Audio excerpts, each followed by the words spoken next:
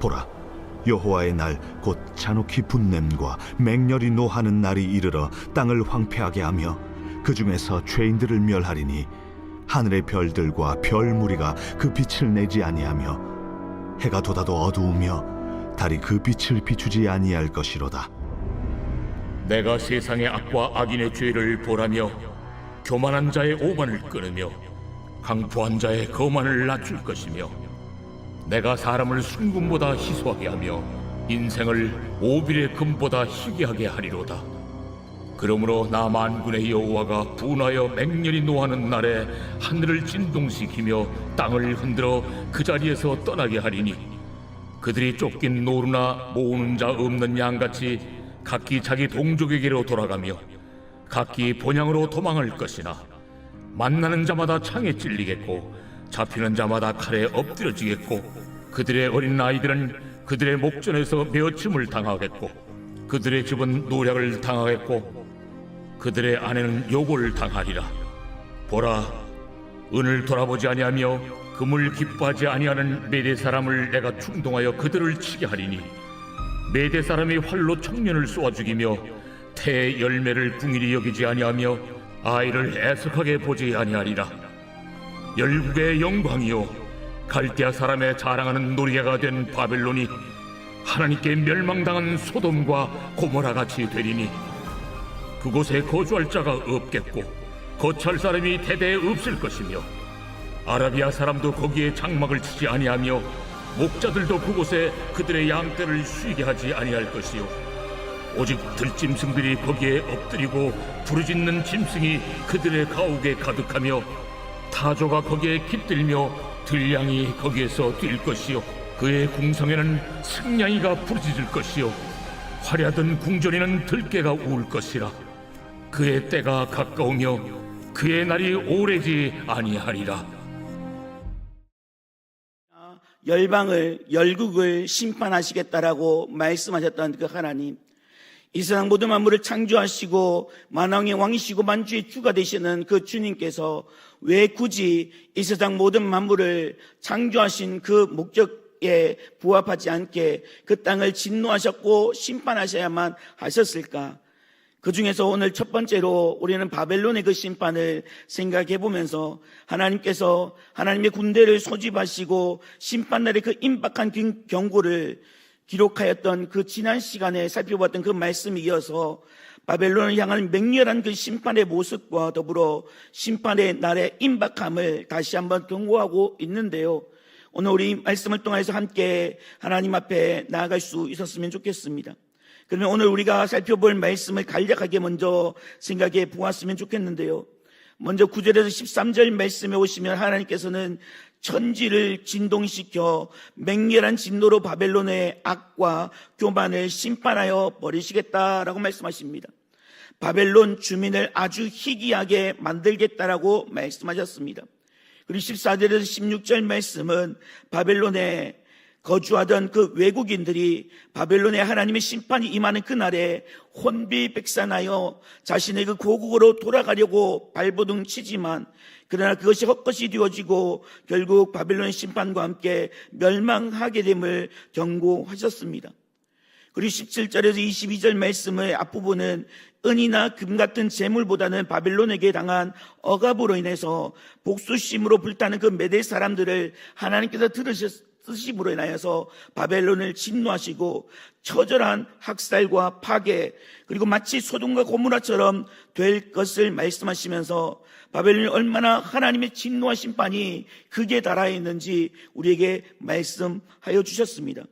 그리고 마지막 22절 뒷부분에서는 바벨론에 대한 하나님의 심판의 날이 임박했음을 다시 한번 경고해 주면서 이 예언은 메대 군인이 바벨론을 함락함으로써 이루어졌다는 사실을 우리에게 보여주고 있습니다. 하지만 우리는 이 강대국 바벨론의 무너짐으로 반면교사를 삼고 기억해야 할 진리가 있다는 사실입니다. 왜 하나님께서는 그 강대국 바벨론, 하나님의 선민이었던 그 남유다를 심판하시겠다라고 들어 쓰셨던 그 바벨론을 굳이 심판의 도구, 심판의 모습으로 진노하셔야 했을까? 하나님의 섭리 안에서 이루어지는 모든 일들 가운데 성경의 가르침을 통해서 하나님의 주권을 믿음으로 그 안에서 견고히 설 수 있는 우리 복된 신일의 성도님들 될 수 있기를 주님의 이름으로 하나님 축복합니다. 그러면 오늘 본문에서 말씀하는 바벨론 심판 경고를 통해서 우리에게 들려주시는 하나님의 말씀, 어떤 말씀일까요? 먼저 9절에서 16절 말씀에 오시면 하나님께서 심판하시겠다라고 예언하셨던 그 바벨론의 모습을 그려주고 있습니다. 바벨론이 멸망할 때 살아남을 자가 없음을 기록하고 있는데요. 아수르가 멸망된 후에 최고의 강국이었고 강대국이었던 그 바벨론이 멸망한다라는 것은 생각조차 할 수 없는 그런 모습이었습니다. 감히 바벨론을 상대할 수 있는 나라가 없었기 때문에 자칭 그들은 자신들을 향해서 이렇게 떠들고 있었습니다. 이사야 47장 8절 말씀인데요. 그러므로 사치하고 평안히 지내며 마음에 이르기를 나뿐이라 나 외에 다른 이가 없도다. 나는 과부로 지내지도 아니하며 자네를 잃어버리는 일도 모르리라 하는 자여 너는 이제 들을지어다 라고 말씀합니다. 바벨론이 어떠한 모습 가운데 있었습니까? 사치하고 평안히 지냈습니다. 마음에 이르기를 나뿐이다 라고 이야기했습니다. 나밖에 없다라고 말씀하고 있습니다. 나 외에 다른 이가 없다라고, 나는 과부로도 지내지 않았고 나는 어린아이를 잃어버린 적도 없다라고, 평안한 가운데 그렇게 삶을 살아갔다라고, 나는 진노와 심판을 받을 대상이 되지 않는다라고 그들은 스스로 그렇게 안일한 모습으로 나아갔다라는 사실입니다. 이렇게 교만하여 군림하는 그 바벨론을 향해서 하나님의 멸망의 심판을 예고하셨는데요. 그러면 왜 하나님은 이사야에게 바벨론에 멸망하시겠다라고 예고하셨을까요? 그냥 그 완악하고 비역하고 교만했던 그 바벨론, 그냥 하나님이 입김을 후 하고 불어서 그 바벨론을 그냥 쓸어버리시면 될 텐데 왜 굳이 이 예언을 통하여서 그들에게 말씀하셨을까? 우리는 바벨론으로 하여금 하나님의 그 마음을 볼 수 있다는 사실입니다. 하나님께서 그 바벨론마저도 심판하시기를 원하시는 것이 아니라 그들이 돌이켜서 하나님의 뜻 앞으로 돌이켜 주님의 그 놀라우신 그 사랑을 덧입기를 원하셨다는 사실을 발견하게 된다는 것입니다. 베드로전서 3장 9절에 이렇게 말씀합니다. 주의 약속은 어떤 이들이 더디다고 생각하는 것이 같이 더딘 것이 아니라 오직 주께서는 너희를 대하여 오래 참으사 아무도 멸망하지 아니하고 다 회개하기에 이르기를 원하시느니라 라고 말씀합니다. 사랑하는 여러분, 이 땅에 오신 우리 주 예수 그리스도 하나님의 그 영광과 그 은혜를 잊어버리고 망각해버리고 마치 자기가 하나님처럼 되려고 하였고 선과 악의 그 구분점을 내가 기준 삼아서 나가려고 했던 그 완악함, 그 비역함에 가득 차 있던 그 인류를 향하여서 이 땅에 오신 그 예수님께서는 가장 먼저 그 하나님의 그 천국 사역을 감당하시기에 앞서서 외치셨던 말씀이 있습니다. 회개하라, 복음을 믿으라 라는 것이었습니다. 예수님보다 6개월 먼저 와서 요단강에서 외치는 자의 소리로 다만 그렇게 사역을 행해야 했던 예수님의 그 신들매도 감당하지 못할 자다라고 겸손히 나갔던 그 세례 요한 역시도 회개하라, 천국이 가까이 왔느니라 라고 말씀하고 있습니다. 오늘 이 시간 여러분들에게 질문 드리고 싶습니다. 여러분들 회개의 삶을 살아가고 계십니까? 정말 하나님의 그 진노의 그 임박함이 우리들의 삶 가운데 놓여져 있다 할지라도 하나님의 그 진노의 심판 앞에서도 우리는 회개의 그 끈을 놓치지 말아야 한다는 사실입니다. 하나님께서는 심판의 경고가 당장의 심판이 임하는 것이 아니기에 바벨론이 하나님의 경고를 인하여서 돌이켜 회개에 합당한 열매를 맺는다라면 하나님은 바벨론에 대한 심판 계획을 철회할 수도 있었습니다. 요나의 그 경고를 듣고서 회개하였던 니느웨 나라는 하나님의 심판이 유보됨을 볼 수 있었듯이 특별히 바벨론에 대한 하나님의 심판 경고는 그들이 아직 강국으로 일어나기 전부터 이미 주어졌기 때문에 회개의 기회는 충분히 주어졌다라고 볼 수 있습니다. 하나님께서 왜 바벨론을 멸망시켰느냐라고 하나님은 사랑의 하나님이신데 용서해 주시면 되지 않겠느냐라고 이야기할 수 있겠지만 그 바벨론으로 하여금 하나님의 진리의 말씀 앞으로 돌이켜서 회개하고 하나님의 뜻 앞에 복종하고 순종하는 그런 삶을 살아가기를 그들을 촉구하셨던 그 하나님은 이미 바벨론에게 그 심판의 예언을 통하여서 하나님께로 돌이킬 수 있는 그 기회를 무궁무진하게 허락하여 주셨습니다. 하지만 바벨론은 무시하였고요, 회개치 않았고요, 결국 그 예언된 그 말씀대로 처참하게 멸망되어지고 말았습니다. 하나님은 바벨론에 경고하신 대로 이 세상에도 최후 심판을 경고하셨습니다. 여러분, 요한계시록 말씀해 보시면 하나님께서 이 세상에 대하여서 하나님의 최후 심판의 경고가 떨어지고 있습니다. 어찌 보면 바벨론보다 훨씬 더 심각하고 엄중히 우리에게 말씀하셨는지 모릅니다. 하나님께서 이러한 최후 심판을 경고하신 그 이유가 무엇일까요? 그리스도인들로 하여금 주님의 그 십자가를 묵묵히 지고 나가는 하나님의 자녀들로 하여금 세상에서 악한 자들로부터 받는 그 고난을 받을 때에 소망을 가지도록, 천국 소망을 가지도록, 하나님 나라에 대한 그 분명한 인식을 소유하도록 하기 위함도 있지만, 하나님을 알지 못하고 세상의 그 향락을 위하여서, 세상의 그 쾌락을 위하여서 날려나가는 그 세상에서 악한 자들로부터 고난받을 때에 소망을 가지기도 하시려고 했기도 했겠지만, 세상을 향해 하나님은 회개할 기회를 주어서 하나님의 최후 심판 경고 앞에서 그들이 돌이켜 다시금 하나님의 뜻대로 살기를 원하시는 사랑의 하나님의 마음을 알 수 있다는 사실입니다. 그리고 11절에서 13절 말씀에 보시면 악인들, 교만한 자들을 번하여 완전히 소멸케 하심으로 인해서 땅에서 자취를 볼 수 없도록 철저하게 파멸하겠다라고 하셨던 하나님의 말씀이 기록되어져 있습니다. 악인들이 하나님의 심판으로 자취를 감추기 전에 일시적으로 그들은 땅을 차지하였고, 만인들이 부러움을 살 만큼 형통함을 누리는 그런 인생의 삶을 살아가게 되어졌습니다. 그러나 이렇게 악인들의 형통함을 보고서 하나님의 백성들의 크다란 고민거리가 하나가 생겨나게 되는데요, 하나님께서 공의로 다스리신다라면 의인이 형통해야 되는데, 하나님을 잘 믿는 하나님의 백성들이 형통함을 누려야 되는데, 어떻게 하나님을 알지 못하고 하나님을 대적하는 그저 악인들이 형통함을 누리느냐라고 하며 넘어질 뻔하였고 미끄러질 뻔하였던 시편 73편에 기록한 그 시인은 그렇게 고백하고 있지만, 우리가 살고 있는 이 세상은 공평하지 않습니다. 부조리, 불의가 있고요, 그리고 거짓을 진실처럼 꾸미고 진실을 거짓으로 매장할 수 있는 것이 바로 이 세상이기에, 그래서 악인들의 형통함은 있겠지만 그들의 형통함은 잠깐임을 알아야 한다는 사실입니다. 오늘 본 13절 끝에 기록된 것처럼 심지어 하나님께서는 천지를 진동시키시고 흔들어서라도 그들을 자취조차 남지 않게 하시겠다라고 말씀하셨습니다. 우리는 하나님의 그 말씀에 대한 분명한 믿음으로 하나님의 심판을 믿고 일어서서 현실의 부조리 앞에 굴복하지 마시고 정말로 타협하지 마시고 오직 의의 길을 쫓아서 주님 가신 그 십자가의 길, 많은 사람들이 찾지 않는 그 좁은 길, 생명의 길을 걸어갈 수 있는 여러분들 될 수 있기를 간절히 소망합니다.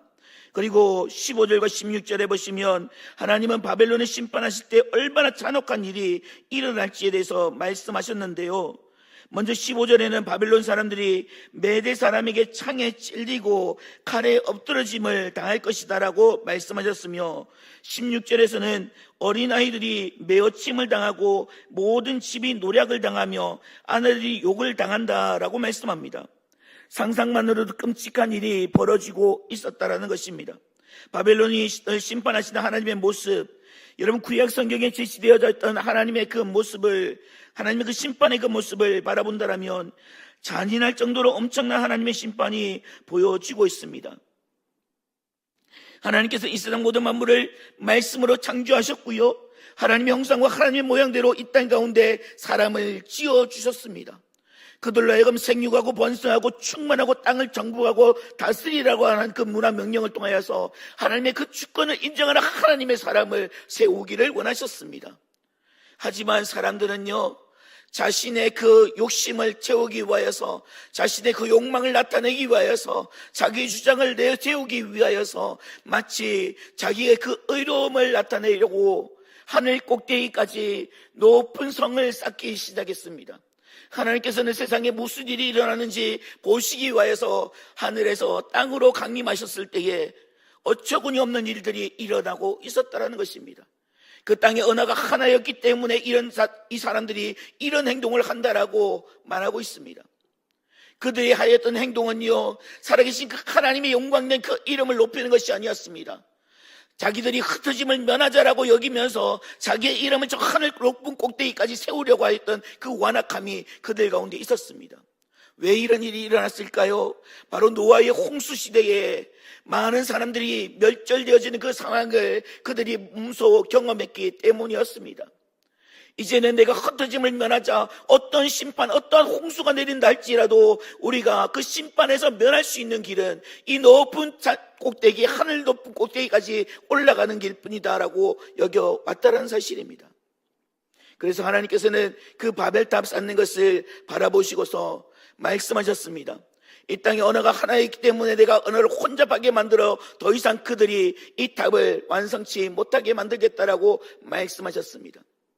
창세기 11장 이후에 하나님께서는 하나님의 사람을 부르셨습니다. 갈대아 우르 땅 아버지 데라의 그 삶 가운데 함께 동조하였던 그 아브라함을 하나님께서는 부르셨고요. 하나님께서 약속하신 그 땅을 보게 하셨고요. 그리고 75세가 된 그 아브라함이 하나님의 말씀을 쫓아서 떠나가게 되었을 때에 비로소 그 땅 가운데 여호와의 이름이 불려지기 시작했다는 사실입니다. 사랑하는 여러분, 이렇게 상상만으로도 끔찍한 그 장면이 바벨론 땅 가운데 하나님의 심판의 모습으로 나타나고 있는데요.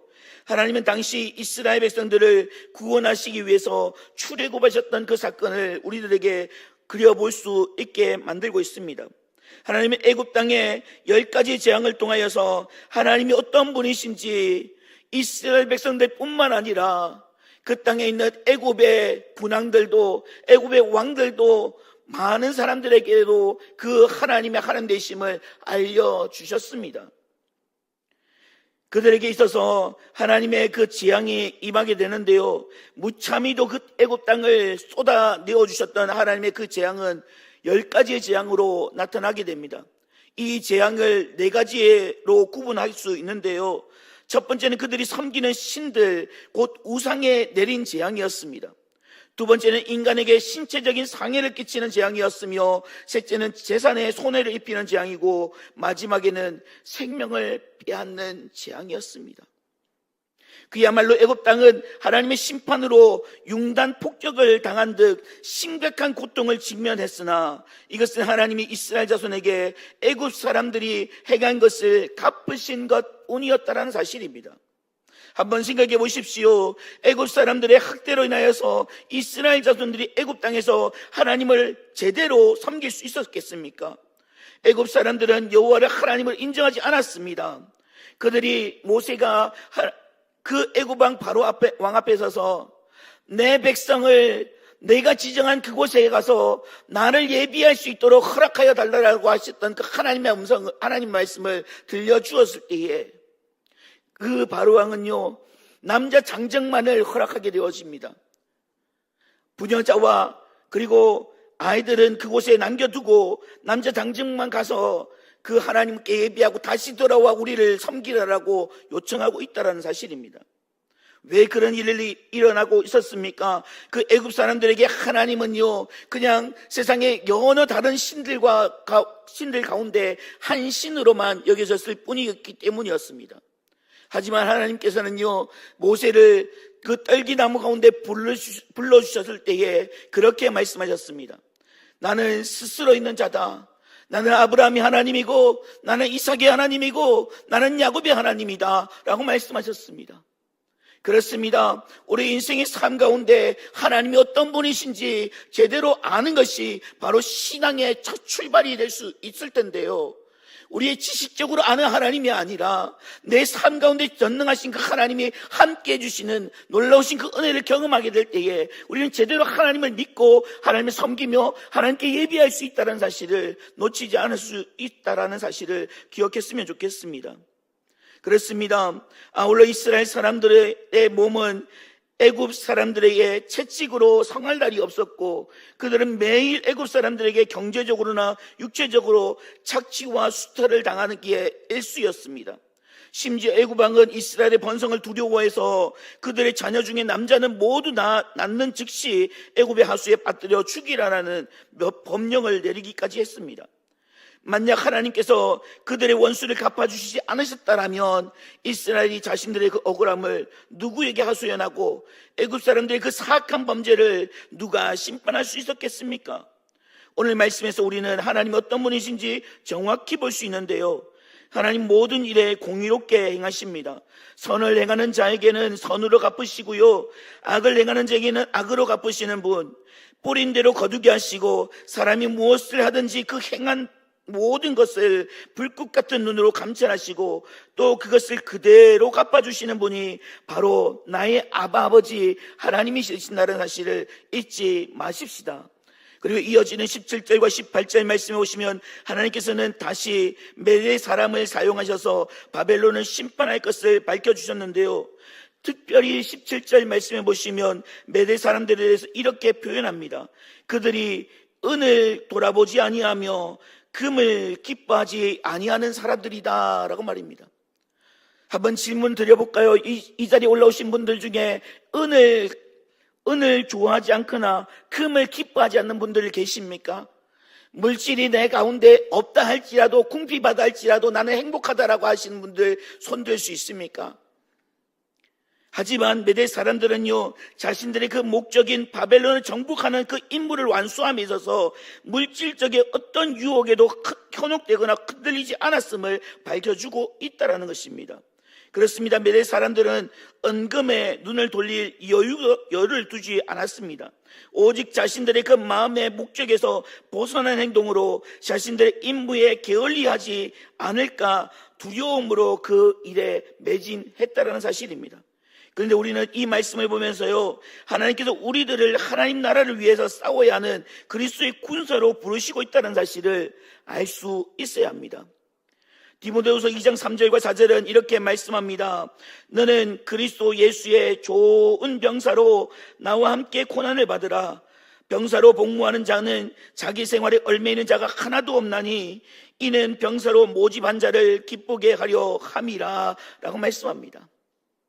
내 뜻, 내 의지, 내 노력, 내 열심으로 인하여서 내 자기 주장을 나타내기 위하여서 이해가는 자들을 병사라고 이야기하지 않습니다. 여러분, 군대에는요, 명령에 살고 명령에 죽는다라는 그런 모습의 삶을 살아가는 조직이 바로 군대 조직입니다. 그렇습니다. 상명하복입니다. 위에서 명령하면 아래에서 그것을 복종하며 나가는 것, 그것이 바로 군대 조직이라는 사실입니다.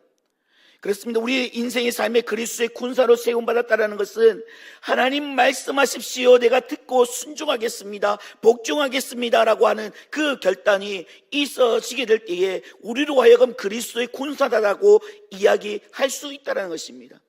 여전히 내 삶의 이치와 여전히 내 삶의 즐거움을 위하여서, 내 향락을 위하여서, 내 기쁨과 내 만족을 위하여서 달려나가는 그런 사람들을 향하여서 그리스도의 군사다라고 할 수 없습니다. 왜냐하면요, 그리스도의 군사들은요, 하나님을 대적하는 수많은 세상의 권세 잡은 그 악한 사단 마귀와 대적하여 싸워 승리할 수 있어야 하기 때문입니다. 사단 마귀는 우리를 언제나 쓰러뜨리고 넘어뜨리기 위해서 유혹하기에 앞장서게 됩니다.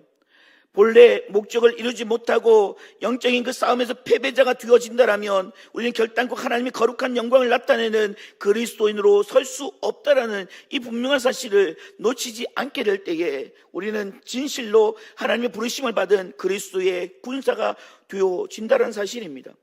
마지막으로 19절 말씀해 보시면 바벨론은 열국의 영광이요 갈대 사람의 자랑하는 놀이개가 되었다라면서 바벨론의 영광이 참으로 위대함을 나타내고 있는데요, 당시 세계 사람들은 바벨론이 열국의 영광됨을 대단히 동경했습니다. 그런 바벨론을 하나님께서 어떻게 심판하시겠다라고 말씀하십니까? 의인 10명을 찾을 수 없어서 불로 심판을 내리셨던 그 소돔과 고모라와 같이 하나님께서 심판을 내리시겠다라고 말씀하셨습니다. 사랑하는 여러분, 아브라함의 조카 롯은요, 그 광활한 그 소돔과 고모라 그 땅을 바라보실 때에 하나님께서 축복하신 땅이다라고 여겼고 그 땅을 차지하기 위해서 삼촌인 아브라함보다 먼저 그 땅을 욕심내었습니다. 하지만 그 땅에는요, 하나님의 진노가 임하였고요, 하나님의 심판이 임하였고요, 아브라함이 하나님의 심판이 그 소돔과 고모라 그 땅에, 자신의 조카 롯이 있는 그 땅에 임한다라고 하는 그 소식을 듣게 되어졌을 때에 하나님과 기도의 모습으로 나아가는 것을 볼 수 있습니다. 하나님 의인 50명만, 의인 45명만, 의인 40명만, 30명만, 20명만, 10명만 이라고 하면서 하나님 정말로 10명만 있다고 할지라도 저 소돔과 고모라를 멸하시겠습니까? 하나님 얼마나 안타까우셨을까요? 내가 의인 10명을 찾을 수 없어서 그 땅을 진노하시고 그 땅을 불로 심판을 내리시겠다라고 하셨던 하나님의 그 계획이 얼마나 슬픔 가운데 놓여져 있었을까요? 그렇습니다. 소돔과 고모라 같이 멸망을 당할 것이다라고 그 바벨론을 향하여 말씀하셨던 그 하나님, 어떻게 얼마나 철저하게 멸망의 그 심판을 당하게 될 것인지 20절은 이렇게 말씀합니다. 그곳에 거주할 자가 없겠고 거처할 사람이 대대히 없을 것이며 아라비아 사람도 거기에 장막을 치지 아니하며 목자들도 그곳에서 그들의 양떼를 쉬게 하지 아니할 것이요 라고 말씀합니다. 그야말로 철저하게 황폐한 곳, 철저하게 황량한 곳, 사람이 도무지 살 수 없고 들짐승이나 어슬렁거리는 장소가 되어질 것이다라고 말씀하는데요, 이것이 무엇을 의미할까요? 바로 세상 영광은 아침 안개처럼 잠시 후면 사라질 지극히 허무하다는 사실을 우리에게 말씀해 주고 있습니다. 지혜자였던 솔로몬은요, 우리 인생을 향하여서 이렇게 고백합니다. 헛되고 헛되니 모든 것이 헛되도다라고 말입니다. 사랑하는 여러분, 우리가 이 세상의 삶을 위하여서 얼마만큼이나 다름질하시겠습니까? 얼마만큼이나 고군분투하며 삶을 살아가시겠습니까? 땀 흘리고 수고하며 나가지만 그것이 우리의 삶에 과연 손에 잡힐 만한 그런 모습으로 나아가고 있는지 돌아보아야 할 것입니다.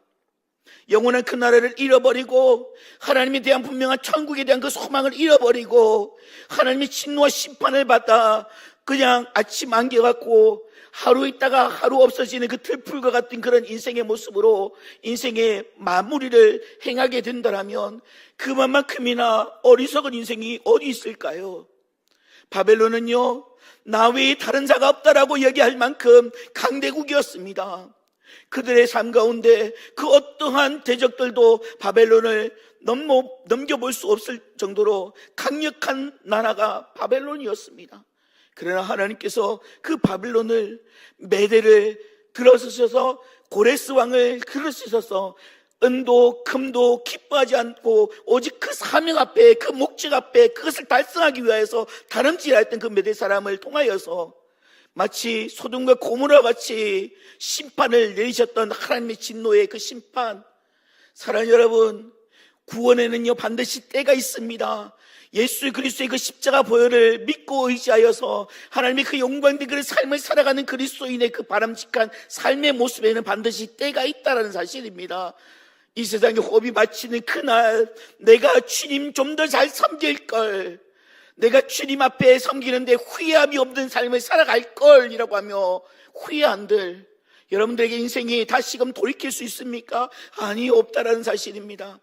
하나님의 진노의 심판이 임하고 난 이후에는 그 어떤 기간도 우리들로 하여금 하나님의 은혜 앞에 설 수 없는 그런 지경 가운데 놓여진다는 사실을 꼭 기억하셨으면 좋겠습니다.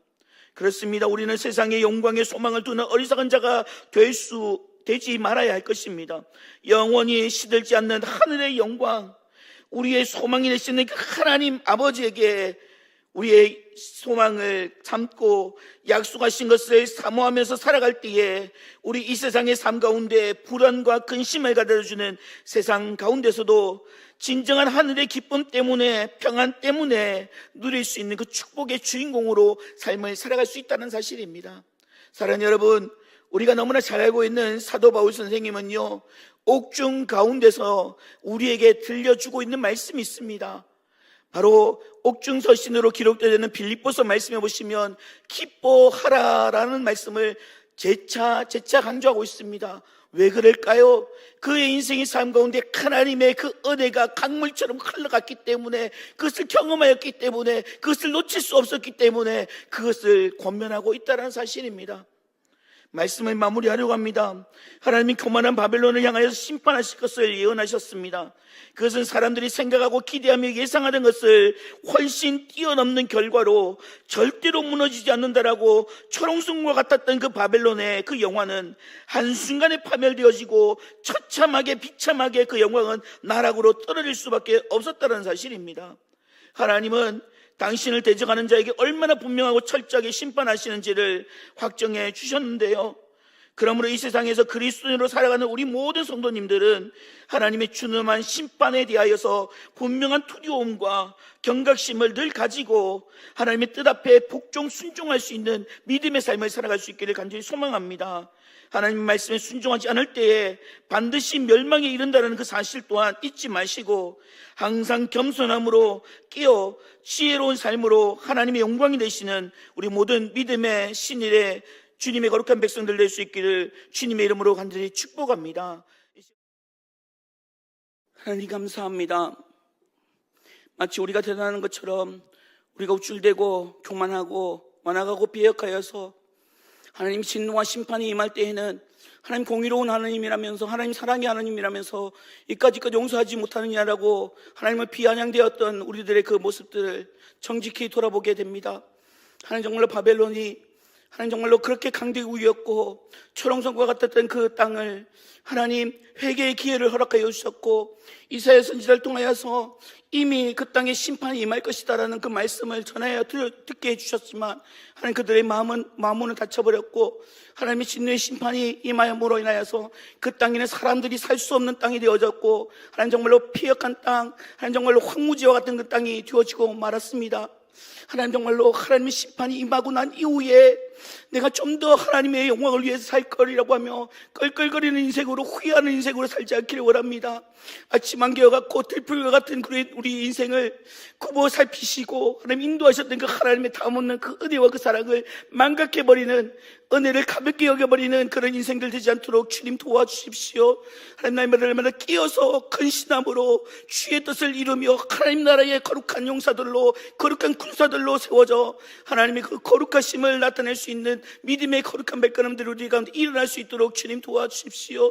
특별히 우리 신해교회 은혜 주시기 위하여서, 하나님 복 주시기 위하여서 이번 가을 귀한 부흥성회를 앞에 두고 우리들의 기도로 준비하며 나아갑니다.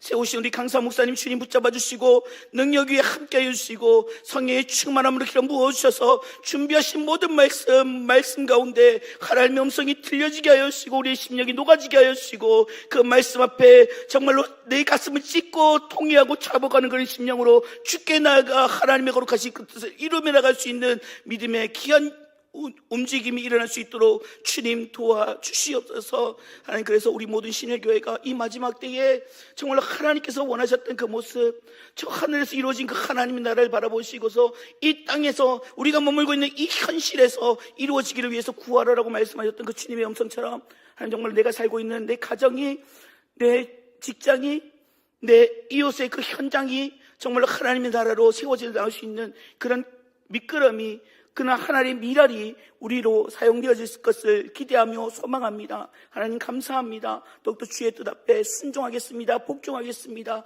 내 뜻을 꺾어버려 주시고 십자가에 못 박아 주시고 오직 하나님의 그 나라가 회복되어질 수 있도록 주님 도와주시옵소서. 주님 감사합니다. 사랑합니다. 나를 구원하신 주 예수 그리스도의 이름으로 감사하며 기도드리옵나이다. 아멘.